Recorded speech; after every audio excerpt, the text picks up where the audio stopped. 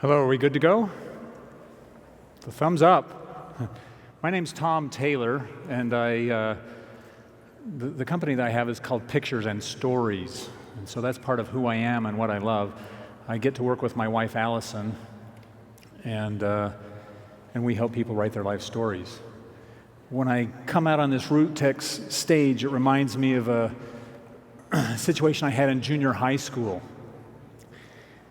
where before an assembly, my advisor, I was just kind of a prop or a backstage guy, but my advisor said, "Now, Tom, you are going to be thanking everyone for this assembly, and it's very, very important that you do not forget anyone's name." He said, "These teachers have put so much into this, and all the students that have been involved, and the parents. You can't forget anyone or they'll feel really bad." And I thought, wow, there is no way I'm going to remember everyone's name. So I wrote it on a list. Thought, I've got this.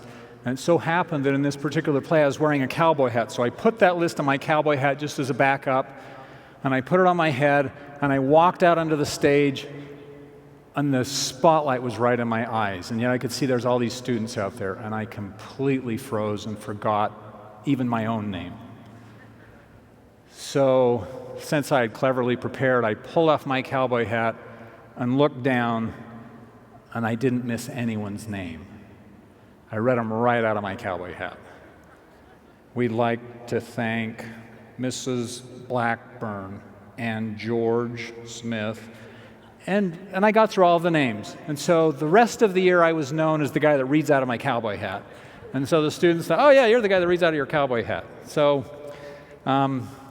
I'm looking for my cowboy hat.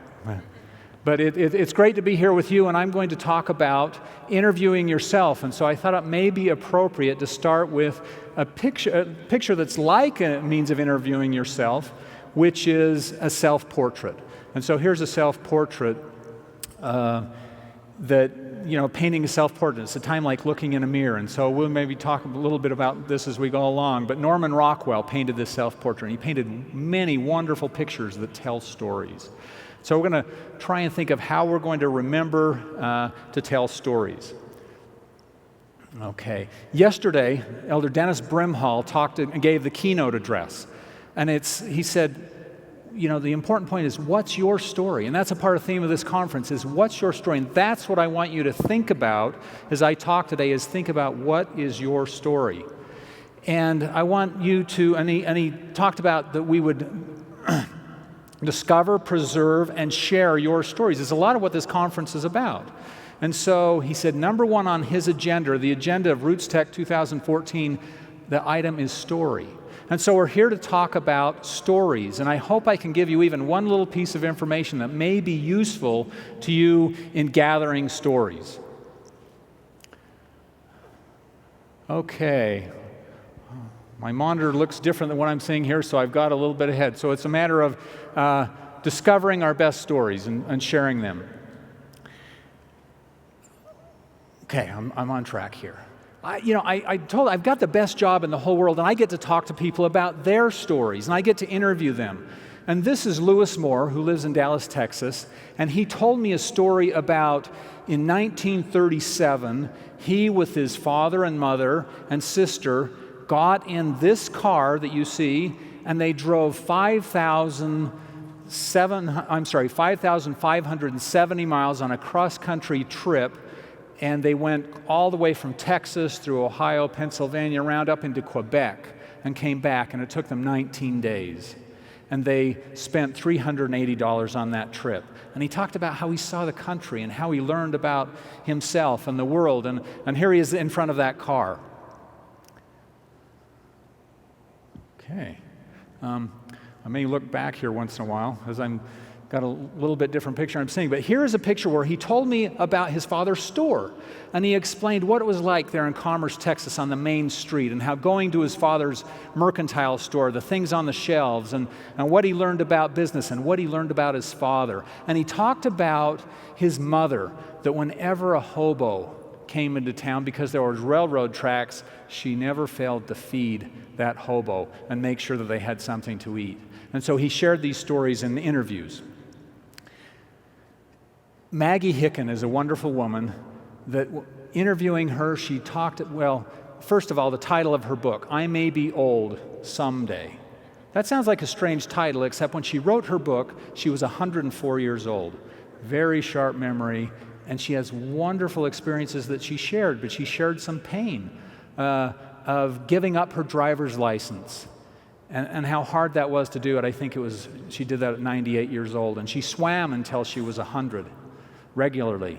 But she talked about remembering the war, World War I, and just the rich, wonderful life that she had, she shared through interviews. Gordon and Sharon Spencer, two of my very dear friends that were able to help them create a book where Sharon shared experiences about how much she loved her family. And I asked them about their courtship, and Sharon said, I remember the dress I was wearing the first date, and how, I remember seeing Gordon, and he was wearing this light blue shirt, and he had these brown slacks, and she went and painted this picture. And I asked Gordon, well, what about your courtship? What do you remember? And he says, I was driving a 56 Chevy. And that Chevy, here's what the dash was like, and I had these wheel covers. And he went on to describe that car in detail, and I thought, that's it. Here's what the women remember, and here's what we guys remember. Remember the car. Think about remembering. We also created a book on their business where, through interviews, they told the story of how they started their business. My friend Barbara Christensen, she talked about, her husband had written his personal history, but she was too intimidated to do this herself. And so she just for years had put this off, and finally she thought, maybe I can tell a part of my life. I'll just start and tell a little piece. And so she talked about when her father went to the Korean War, how hard that was for her to have her father go so far away when they were just getting settled at this important time of her life, and her father going away, and how through dance she was able to get through that difficult time. And then when her father was one of those that was able to come back, he was never the same. But still dance helped her carry her through these difficult times of her life, and how important that was. And so she focused her interviews and talked about that aspect of her life. Beverly Sorensen, you may have heard of her. Before she started giving millions of dollars away to charities and helped build many things in our communities, she talked about experiences of playing a piano in a dance studio to earn money so she could someday go to college. And then she got a better job where she could throw the mail in the post office on 6-hour shifts, and how that kind of work ethic became part of her life, and these stories were important to her. Marvin Johnson, he didn't really want to do a book, but his family convinced him to, and they chose the title, Man Behind the Legend. He wanted to call his book Marvin the Obscure. He thought, who would know or care about me? Well, it so happened that Marvin received the first National Medal of Technology along with Steve Jobs, so he was quite a guy. But Marvin, science was important to him. Awards and accolades were not, but science was important. But more important to him, and the real story of Marvin, was coming home from work and putting on his 501 Levi's and his penny loafers, and hearing his children and family relate to how he took even his second family, as it necessitated at the time, when I say second family, his grandchildren, who he had to help raise second time around, where he then went through again Little League, teaching them how to work, taking them out in the garden, taking them out to the car, and working under the hood. This major time scientist. And his life was about his family. One time he called his wife after going on a home teaching appointment, and he called and said, Marilyn, I need a ride home. She said, Marvin, you took the car. He said, yeah. Marilyn, I need a ride home. As it so turned out, as he said later, they needed the car worse than I did. It's a story that probably should be told. So you decide, what's important to you? Marvin, it was his family.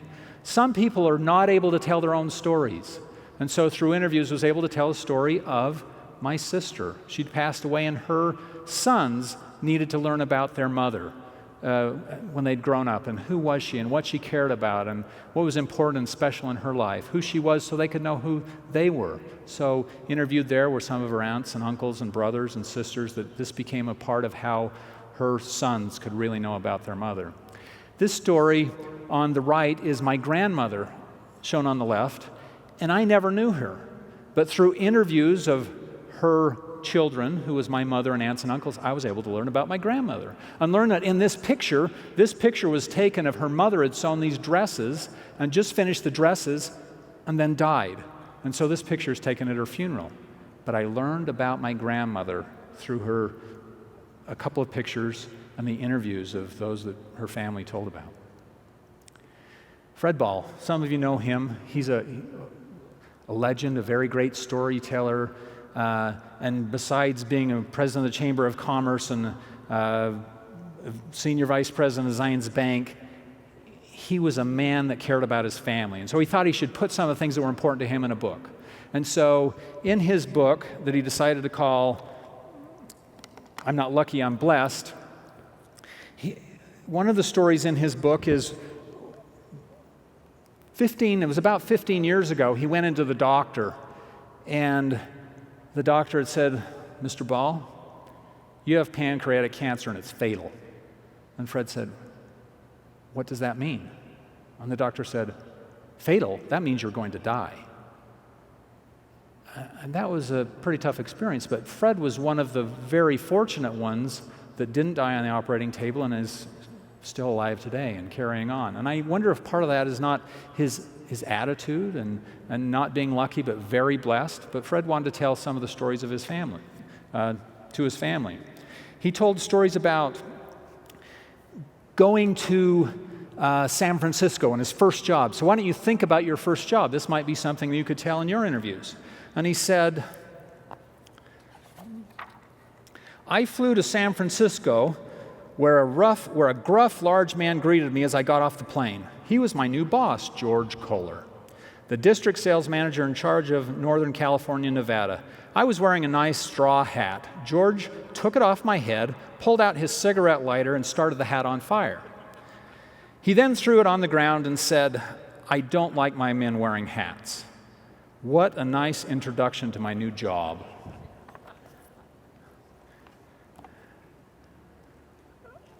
He told about other jobs that he had. He told about being a pin boy. Anyone know what a pin boy is? In a bowling alley. He used to set the pins. Another job he had was a shoe shine boy. But I think of Fred's first job. I had a job where on my first day, like he had his first day where the boss took and burned his hat, Fred hired me to work one.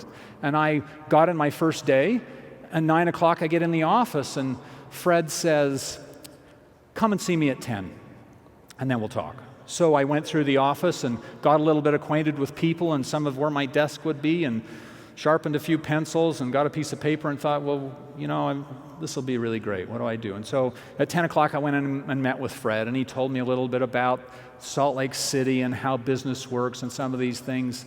And he said, "Are you busy for lunch?" And I thought, no. And he said, "Good." I thought, I'm going to lunch with Fred. He said, "Because today I'm busy. I was supposed to speak at the Wasatch Front Economic Forum, and I'm not going to go. I want you to do it." I'd been on the job one day. I didn't know anything about anything. And I remember walking up Main Street, terrified, because I knew that all those people I'd be talking to knew everything, and I didn't know anything. And I remember getting there. This particular luncheon was in the Lion House, and sat down, and there's 50 or 60 people that were some of the business and economic leaders of the valley, and I thought, I'm going to tell them about what's happening here in the economic development of Salt Lake City. And after I fumbled through and didn't really give them much, I realized that they knew a whole lot more than I knew. And so the only thing that I had to offer was to ask them questions. And I found that the value of asking questions is a very important thing. And that through questions, we can learn about ourselves and we can learn about others. I love this quote of Rudyard Kipling, who said, "I keep 6 honest serving men. They taught me everything, or they taught me all I knew. Their names are what and why and when and how and where and who. Think about this as you interview people. Think about this for yourself.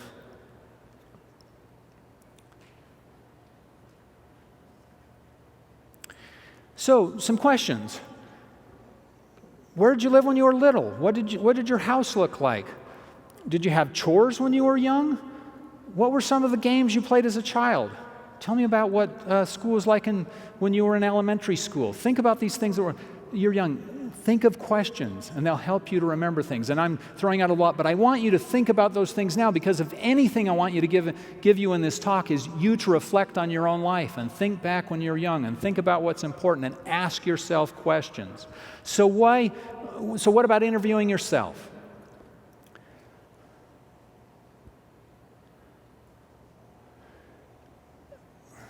Well, I'm moving right along here. I'm not quite in sync.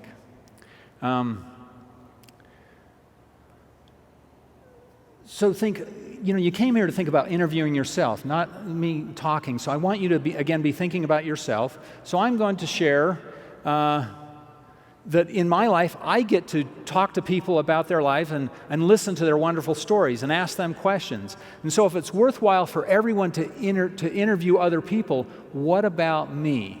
So I thought, if I'm going to talk to you about interviewing yourself, I should probably do that. Oh?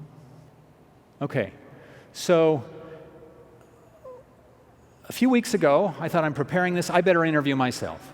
So I interviewed myself, I took some of these, I got a few questions, I organized a few things that we're going to go through here, and I created a book about a small part of my life. That was summer when I was 13. The name of the book I created from that interview was 500 Miles on a Mule and a Case of Dynamite, because they were part of that summer. I'll talk a little bit more about that later.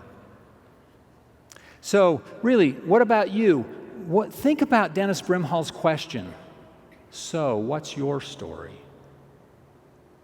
That's what I want you to think about. There's no one else like you in the whole world. I look at these people, you, and those that I've talked with out on the floor in the halls.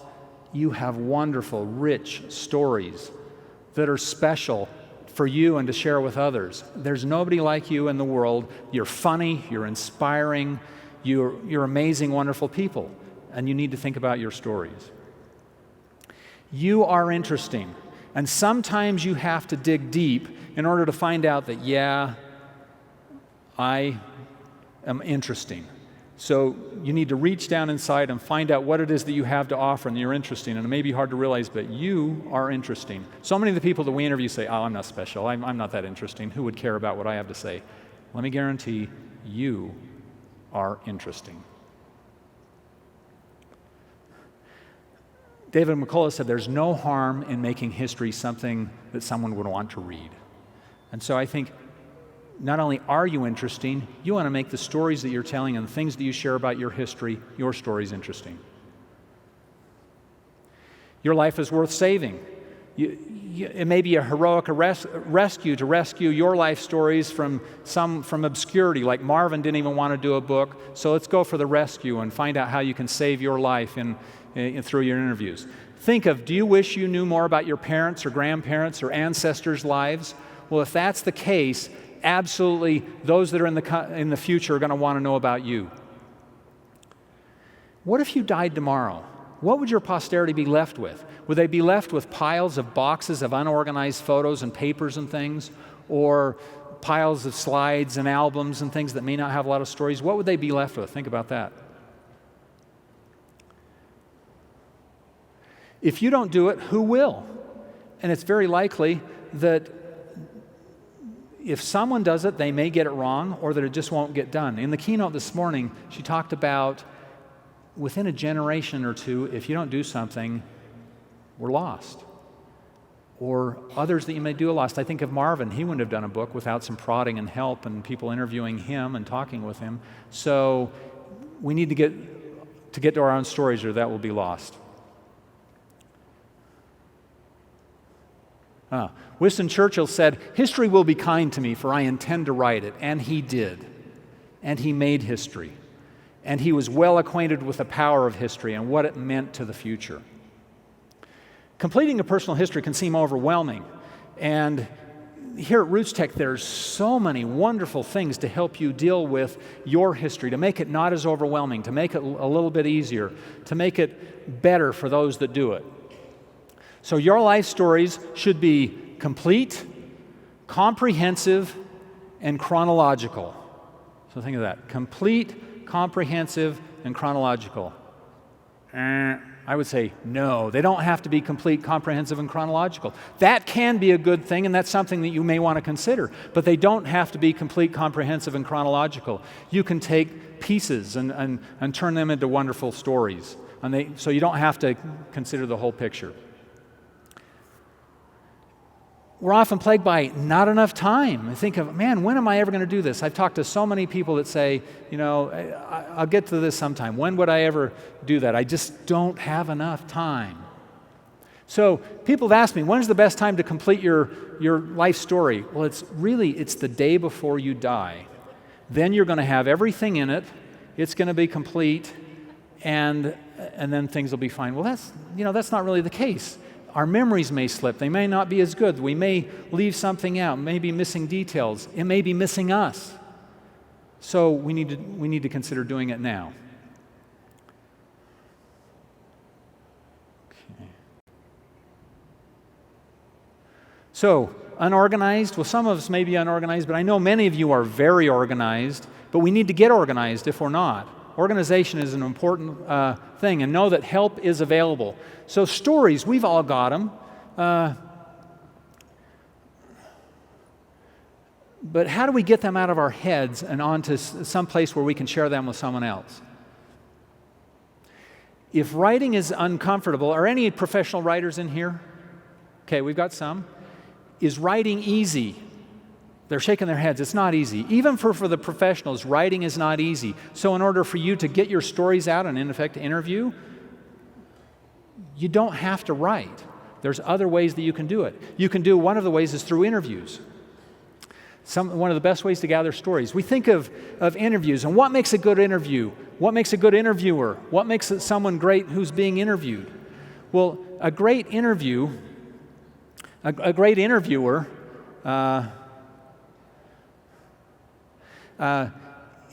interview is like an interesting conversation. It's spontaneous. It's engaging to those to listen to. You're finding new knowledge. You might get unanticipated gems. A great interviewer is, he's knowledgeable, he's prepared, he's interested, he's curious. You can see Larry King looking at Nelson Mandela. He's right there and thinking of that. That's what makes a good interviewer. Well, a good interviewee is interesting to know. You'd want to know more about them. They don't have to be famous or brilliant, but they may have this emotional charge or something that you can connect with, and you care about what they're saying. So why would I want to interview myself? Convenience, personal comfort, maybe the familiarity with the subject. You create a self-portrait. So it might be hard to line someone up to interview you or to do these things. So if you can, to interview yourself, you can accomplish these things without waiting on someone else or being dependent on someone else. So you can use a voice recorder. Well, you can use a voice recorder or a smartphone on your app. You can get a free app, likely by just going to your application store, or maybe you might need to buy a couple hours, but we have this power of the technology that's in our pockets or that's available very inexpensively. And there's never been a better day to create a personal or life story about you or anybody else. And so we just need to reach in and find the technology that's going to work for you, and it is available, and it's ready. You may use a video recorder. You may talk to Dragon. Any users of Dragon in here? Talk to Dragon? It's a great tool. It's where you talk into your computer and it types the things down to get the text. It's not perfect, but it is so much better than it used to be, and it's very effective of just by talking. It will put the text in your story. So you can interview yourself using computer software through Dragon. You want to understand and be prepared and use the chosen tools that you have. You want to make sure that your recorder is switched on and that you've got fresh batteries and that you're not intimidated by the the technology, like you sitting in front of a video camera. I recently went to the Riverton Family History Center and interviewed myself on video, and it was very simple because they did all the work. So how do you prepare to interview yourself? You want to get perspective. You want to be able to look at your life, and you want to be able to take a look out and see the big picture. A. Milne said, organizing what you do before you do something, so when you do it, it is not all mixed up. And he should know, because he wrote a wonderful children's book, Winnie the Pooh. And so organization's important for us. In order to do this, the way that we prepare to interview yourself is you want to know what your purpose is. You've got to understand why you're doing this, why you'd be taking time to interview yourself or complete your life story. What is it that you want to accomplish? What do you want someone to understand? And the statement of purpose will guide you through the process and will help you get it together, and then you want to write that down. You may look at other people's purposes. Here's just some of the purposes of people we've created histories for.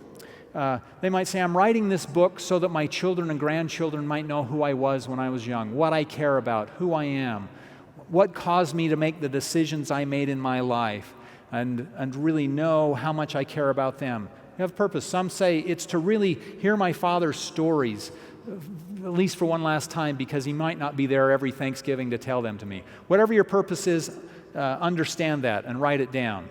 Who is your audience? Who will be listening to these? Who do you want to talk to? For whom is it being made? What do they look like? What do they care about? What is important to them? What do they feel like? What do they want to get from you? Think about your audience. Who are you talking to? I just put these pictures up. Here's a couple of my grandchildren.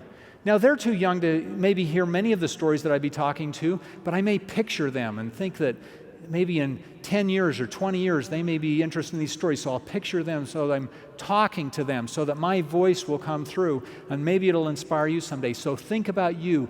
Who will you be talking to in your story?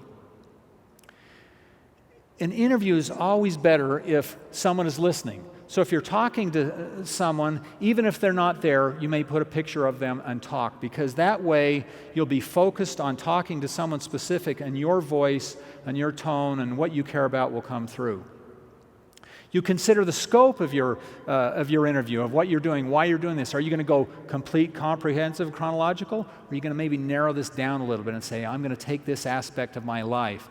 I'm going to maybe talk about my education or my college years or my courtship, and maybe focus down and say, this is what I'm going to concentrate on now, and do that. You don't need to tell the whole story, at least not all at once. It must be clearly defined to guide your efforts, so write it down. You have so many stories in your head, so many things up there. And so you need to consider all the possibilities. If you're going to give the stuff that's really important the best, you need to think of all these things that have happened in your life. So how do you get to that? You need to consider all these possibilities. So Linus Pauling said, the best way to get good ideas is to get a lot of ideas, and you throw the bad ones away. Well, that's somewhat like our personal history and our life stories, is that we want to take a big look at our whole life and say, what's all this out there? What do I need to do in order to find the best ones? Take a big picture and see what I've got.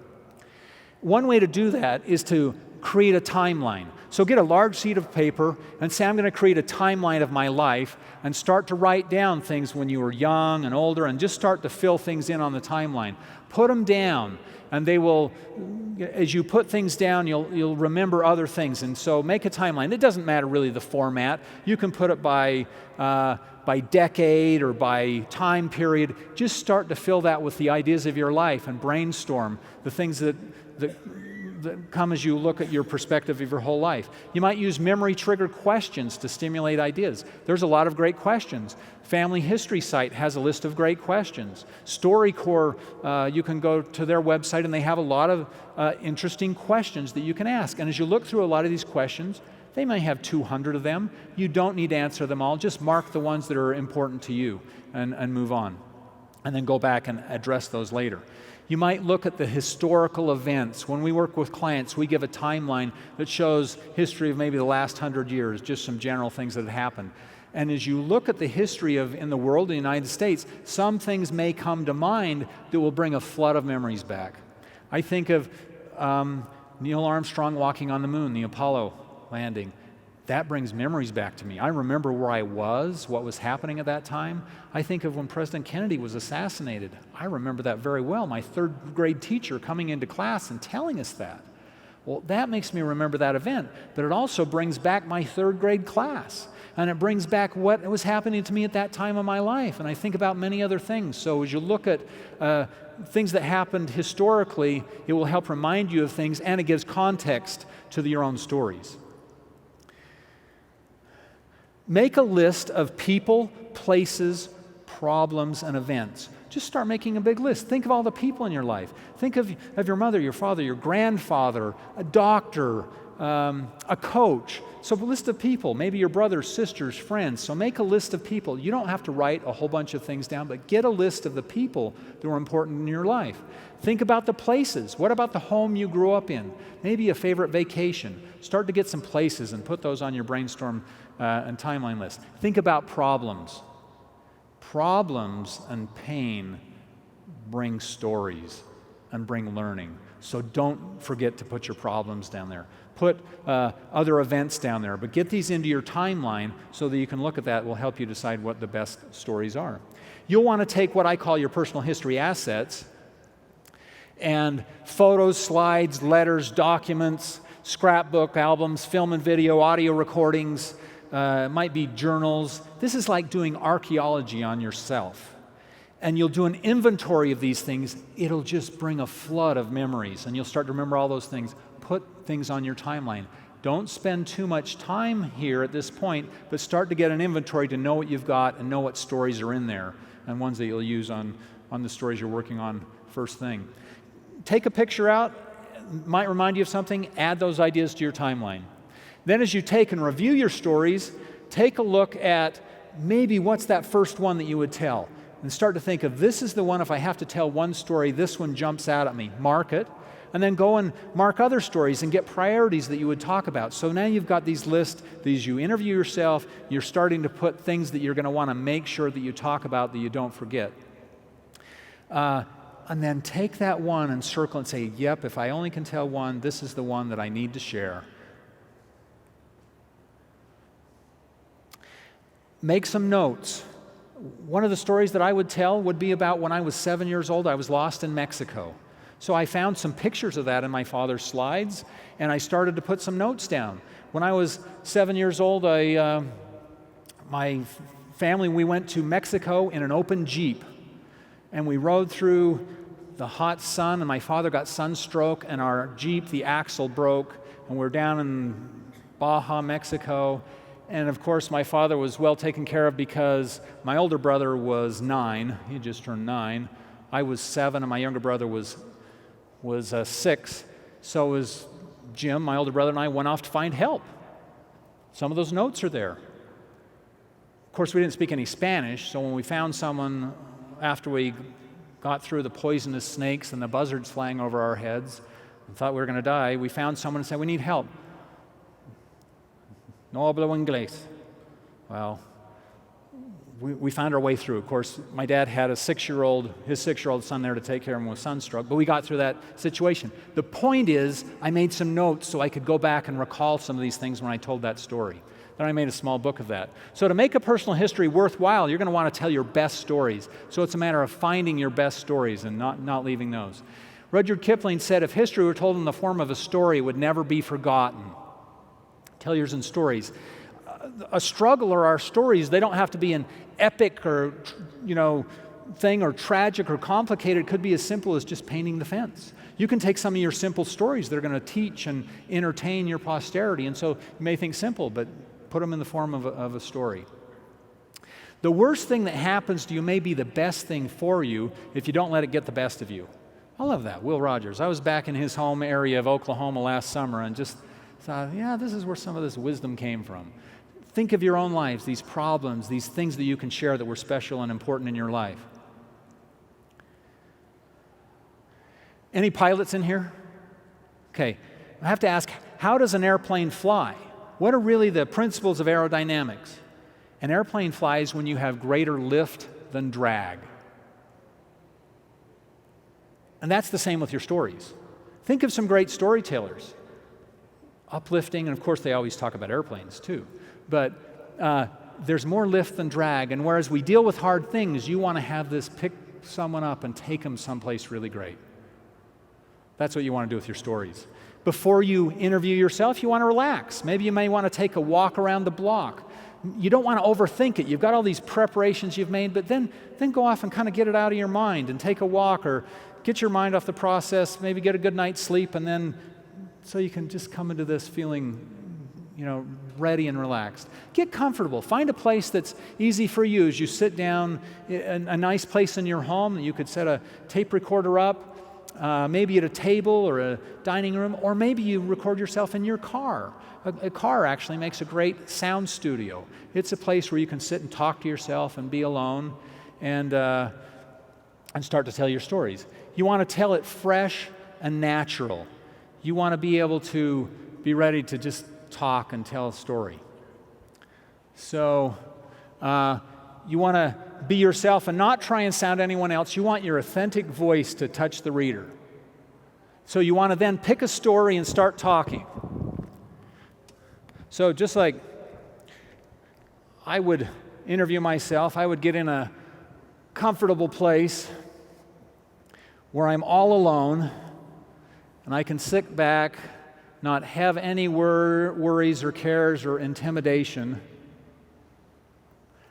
and I can tell the stories to myself. I can say, when I made my list, I thought I'm going to tell some stories when I was 13. So one of the things I did is I went to the Riverton Family History Library and I sat down and I got a few of my notes and I felt comfortable because I looked around, there was no one there, I could just be me, easy to tell this story.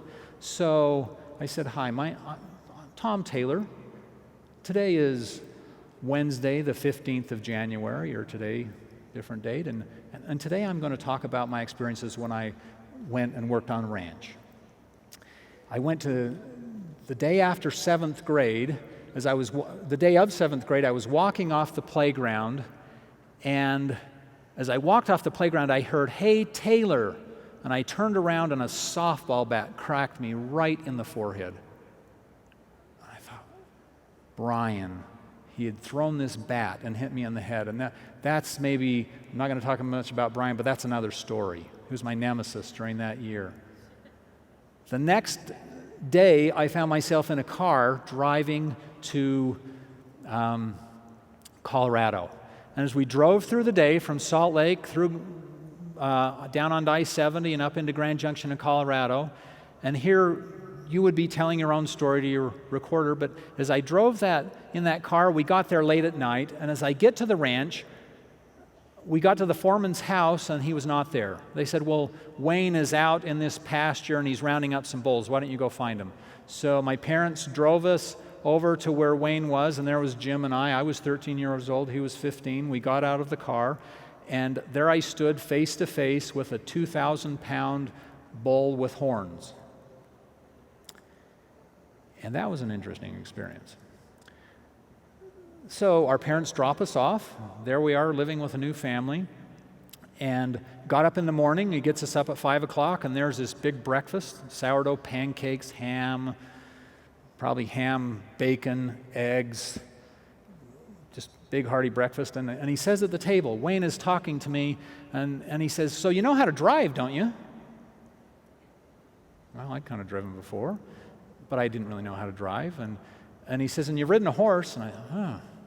So he says, well, today we're going to go out and ride, 20 miles out to round up some cows. So let's go saddle up. So I says, well, I haven't ridden all that much. So we go and saddle up, and he could see that I was not a barrel racing champion. I get a mule. So I get saddled up with Cookie. And as I get going down, they're off, my brother and the other cowboys with Wayne are off riding to round up these cows, and I'm kicking, trying to get Cookie to go. And Cookie wouldn't really go very far and fast. And so and Wayne comes back and says, you're having a problem with that mule. You better get going, or it's going to be a long day. So he says, if you try to whipping her with a stick, you better try a little stick. Here, take this. See if that'll make her move. Didn't make any difference. So I took my reins then and I whipped and said, Cookie, we got to go, and we're not really going very fast. And I'm telling this story. And Wayne comes back, my foreman, and he says, Tom, we got work to do. Come on and join us. We've got to really get going here. And so I try the reins. I tried whipping him, and he says, why don't you get he says, do you have a knife? Yeah, I have a knife. So go off and cut yourself a willow. That'll work. So I cut myself a willow and whipping it, and that mule did not move. So I was thinking it's going to be a pretty long summer and a pretty long day because they're off doing the work, and I'm sitting on a mule that won't move. So he comes back and says, come on, Tom. We've really got to get going here. We've got some things to do, and you need to get with it here. If you're going to be a cowboy, you got to get going. So he took off his spurs and gave me his spurs and said, now dig these into that mule, Cookie, and let's get going. So I tried that, and that didn't work. And Rain, as he rode off, I could see he's looking back and thinking, I wonder how this kid's going to handle this. I had a mule that wouldn't move. And I had a foreman that was checking out to see if I was going to make the cut that summer. So I remember after fighting this mule for a couple hours, I'm this 13-year-old kid, this all 95 pounds of me under 5 feet, gets off, grabs those reins in my hand and looked at Cookie and said, Cookie, we're going to get along. And I punched Cookie right between the eyes. And that mule's eyes opened wide and looked at me. And I got back on, and I never had a problem with that mule, Cookie. We became great friends. And I learned to drive, and I learned how to work with that mule, and I learned how to brand cattle, and I learned how to spray weeds and drive tractors, and all sorts of things that I learned that summer that I could tell in that interview. But I think the thing I learned is that I learned that I could do things, and that I didn't always need someone there helping me, and I learned that I could make my way in the world if I just try and do something. So the stories that you tell, I'm only telling you a story so you can think of your own stories, but think of the things that you learn and that you care about and that are important to you. And I went back and I interviewed Wayne and his wife Carrie Lou 46 years after I'd worked with them. And they gave me some new details, and they gave me some pictures. And so I recorded some of that interview with Wayne that helped fill in my story, and we laughed about some of those things. And I recorded that story. I interviewed myself at the Family History Library, and I took those things, and that became a book. So after you interview yourself, after you've taken and sat down in your comfortable place and recorded your stories, you then want to take and transcribe those things. You want to take and write those down. You'll take your audio recording, and whether you transcribe it or whether you send it off to hire someone else to get a good transcription. And know that transcriptions vary by the way we talk. We don't all talk as it is read. And so you might have to do a little bit of cleaning up. Or if you want to keep it as accurate as can be, just keep all the ums and ahs and you knows and likes and things that I say as I talk. But you want to get a good transcription so that you can save. And then you also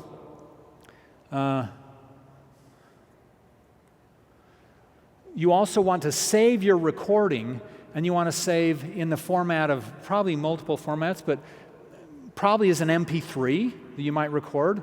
If you save it on a CD, that's probably an AIFF file. Not that we need to memorize these things, but you'll save this format, this recording, so that it can be preserved for the future, and save it in more than one means. Saving it on a disc or a CD is a nice thing when you interview yourself. Save it on a flash drive, maybe a hard drive, load it up to the cloud, maybe take these little segments of particular stories, whether it's about you or someone else, and load that up on Family Search so that they can be saved for the future and shared, but also get a good transcription of that. Then you want to gather, organize, and caption your pictures. And you can do that even by taking a picture out, making a notation as to what that picture is, and make some notations and then record some of the story about those pictures. I think some of the really great books or a great way to interview yourself is to just take a picture out and record your memories of what happened on that picture. Just pull a picture out of when you were in 3rd grade, or pull a picture out of when you went into the military service, or pull something out that brings a flood of memories and just talk about what was important to you, what was happening. Give details. Give the things that were important about that situation, and what it was like to leave home, what it was like to be in a new place, how you felt, the people that you met, the people that you left behind. Record those stories as you see pictures and then save those, but gather your pictures. When you have your transcription, one of the important things is then to edit and really edit to your heart's content. The more you edit, the better it'll be. I have this book I'll show you, but when I created this book, this is actually something I made last week. I think I told you my name of my book is 500 Miles on a Mule and a Case of Dynamite. I was pleased to get that book done, but I didn't spend a whole lot of time on it. And I got that book back and I've read, and there was a couple typos there. I thought, oh. But you know what? It didn't really matter that much because I'd recorded those stories. And now I have something rather than just nothing there. I have something there to go on. And you can have something as you pick some of these great stories in your life and record them and save them. But rewriting can be important if you want it really great. Joseph Pulitzer said, put it before them briefly so they will read it, clearly so they will appreciate it, picturesquely so they will remember it, and above all, accurately so they will be guided by its light. And this is something as you present your stories and as you write, get these things that are going to create images, that's going to create how you felt, what you really care about, what you want to share, and convey that to the future. Recommendation I would make is to take your interview that you make with yourself, of course, save the audio recording, but then maybe make it in a book. I was telling you about some of the elements of my book, 500 Miles on a Mule and a Case of Dynamite. Well, some of my stories, I began to tell you a little bit about Cookie, and the summer started off, or that first day started off a bit rough, but so many great experiences. That wonderful mule lost 200 pounds that summer, and I gained 20. We both benefited by what was happening on that great summer. What happened to you when you were 13? Think about that. Share it. It's the things that you have to share that are special to you, to share it with those people that are important to you. I talk about Jim Kaywood. Well, Jim Kaywood, as I was working on this ranch, was someone that irrigated. And I think of this old irrigating guy. He would get up every morning. I don't mean to get too personal, but he and his wife had the same argument every morning of the day, or of the week. I would hear this arguing coming next door from Jim Kaywood's house. And his wife, Jean, would come out and say, Jim Kaywood, don't you take everything out of my freezer and put it on the floor so you can put your cowboy hat in the freezer so it's cold when you put it on in the morning. Some reason that irritated her. That he would take all the meat and frozen vegetables and put it on the floor and put his cowboy hat in their freezer so it would be cold when he put it on in the morning. That's what a good irrigating guy needs to do. I don't know. That's what he did. But that was an interesting story. I thought, people are really interesting. Well, Jim Kaywood told me he was probably the best fisherman on the planet. So I thought I'd tell that in my story. So I put a little bit about Jim Kaywood. I'm the best fisherman. Yeah, right. So one day he takes my brother Jim and I fishing. We get in his 56 Ford pickup and we start driving out about 5:30 in the morning before sunup, and we're driving up to the lake. And Jim Kaywood is pulling on his cigarettes. And I think he went through 2 packs of Camels on that 20-minute drive because he could take a cigarette right down and blow it off and talk about fishing all the way up. We got up to the lake, and my brother and I go off and go fishing. He says, go fishing. I'll see you back in a while. And so we fished, and we didn't even get a bite. And we asked the people around us, did you get any fish? No one's even getting a bite. Well, a couple hours later, Jim Kaywood walks back with about a dozen big fish. He was the best fisherman on the planet. I mean, I've heard fish stories, but that guy had the fish. You might want to tell some of your fishing stories. And they even have digital photography nowadays to make those fish bigger. Talk about waking up. Wayne would come and wake us up in the morning. He would tell us a cowboy limerick. And I'm going to just read this. He'd say, there once was a cowboy. Well, I can't read my slides here, but he'd wake us up with a cowboy limerick every morning. We laughed so hard we'd have to get out of bed at 5 or 5:30 every morning and go to work. But tell about your stories when you learn to work. Tell about the value of work and about what it means to you and how it shaped you and how it formed you. And tell about some of your jobs. Tell about your first job. Tell about a difficult day at work. Maybe tell about a day you got fired. Maybe tell about a day you got a new job. Or maybe tell about a day that you didn't ever think you would have a job. Tell the stories that are going to be meaningful to those that are going to need those stories someday. Interview yourself. It's going to be worthwhile. It's not just for you. Remember, if you wanted to hear more stories of what the day-to-day life was and about what the struggles were and what was important to your great-great-grandparents, someday somebody's going to want to know that about you. I'll also say there's never been a better day to do your personal history than now. There's never been a better time. We have tools, we have abilities, we have help. As you walk through this hall and talk to people and see the things that people are having to offer, there are things that you can do that will help discover, as Elder Brimhall said, preserve, and share your stories. They're important. I may go back to one more story. I have just a bit of time. This is Tiny, rodeo and Tiny. When I was on this ranch, we looked at the big event of going to the rodeo. Any rodeo riders in here? Any bull riders? I didn't ever want to be a bull rider. I thought I could maybe be a rodeo clown. But I remember going to the rodeo and seeing all these agile, great, athletes and with these animals. And so I rode a few horses and was bucked off a few. The only horse I've really ever been thrown off that really hurt me was Tiny.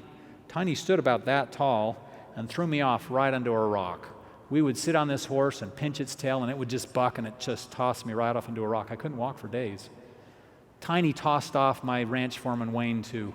And as we talked later, he laughed and said, yeah, Tiny tossed me off, too. We both got hurt by Tiny. We both deserved every bit of it.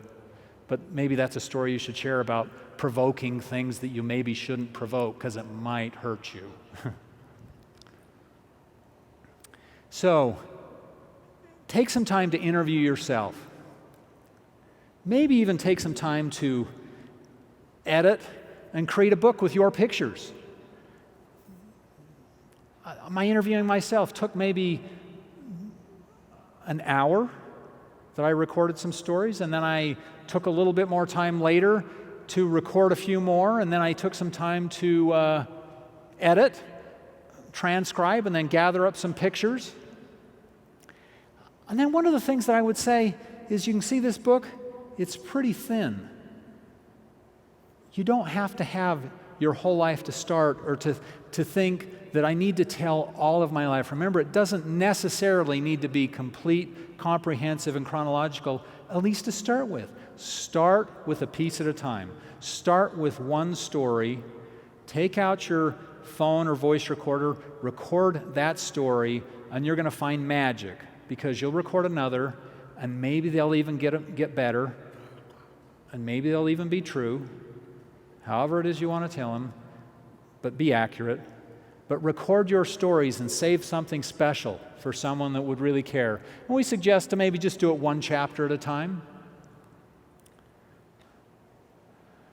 So, I set a goal to complete 12 books of my own stories in 2014.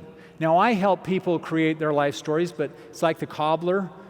Their own kids are barefooted. I thought, I can't stand up and talk to folks like you without doing more of my own. So this year, I'm going to do 12 books. I'm going to do a story each month and put it in a little book, and I'm going to interview myself and put those down and save them. And you can come and visit us, and I'll show you the book, 500 Miles on a Mule and a Case of Dynamite. Maybe you can find out what the Case of Dynamite was all about. And if you're here at Roots Tech in 2015, or if I'm here, I will show you those stories. But the main thing is by Roots Tech 2015, you have recorded stories of your own. You have begun that process that Elder Brimhall stood on this stage and said, what about your story? You need to discover what that is. And it's your stories. You need to preserve those things. He encouraged that. Well, I'm encouraging that. I've been working for over 10 years with people doing their own stories, and it's important to see how much that matters to the rising generation, to see how much that matters when those people pass away and that's all they've got, to see that they have those stories of Maggie's life, of so many people's lives that are now lost and gone. We're all going to be gone. And we'll all live forever, but one way to live forever is through our books and through our stories. And so by 2015, create some stories, create a book, set a goal. It doesn't have to be perfect.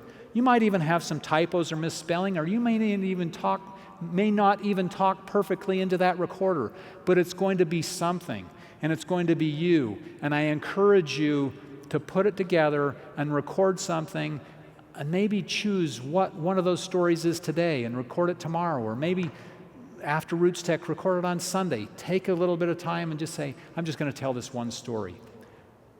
Tell it to your wife, tell it to your husband, tell it to your son, tell it to a grandson, or tell it to yourself. But preserve that story and share it. You can have fun doing it, and you should. And you should do something now, because it's really worth it. And remember, not everyone had everything done by Friday. If you know Robinson Crusoe. We might have to do some of this ourselves. And that's why I'm suggesting recording this ourselves is, whereas there's lots of great tools and people and resources and ways to do something, there are things that we should and could be doing ourselves. So take and record a story. You can put those stories in books and save them.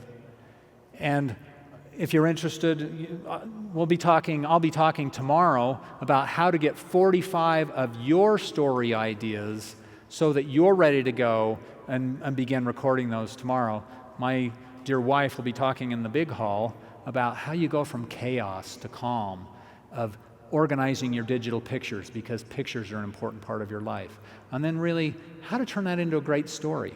I think the other thing I just have to say about being here at Roots Tech, I am just so grateful about being here, and what a wonderful opportunity this is for me and each of you and all of us together to have these resources to learn and share with each other and find all these advancements that are happening so that we can discover our ancestors' stories, and we can help uncover and share those and make them possible, and we can get the stories of our own lives.